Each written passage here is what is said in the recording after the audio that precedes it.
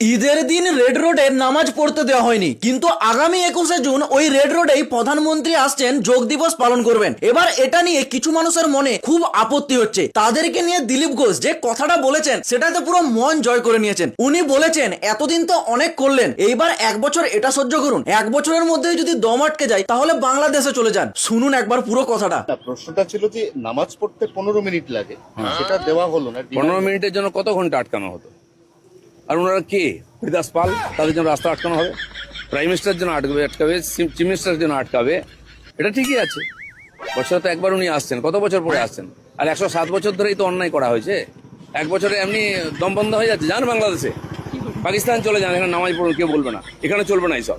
সরকার পাল্টে গেছে, লোক পাল্টে যায়, জানে এগুলো বন্ধ করবো বলে। আর বন্ধ হবেই, জেনে রাখুন। সত্যি দিলীপ বাবুর এই কথাটাতে উনি পুরো মন জয় করে নিলেন। যদি এটা আপনাদেরও ভালো লেগে থাকে তাহলে ভিডিওটাকে শেয়ার করে অন্যদেরকেও এটা একটু শোনার সুযোগ করে দিন। জয় শ্রীরাম।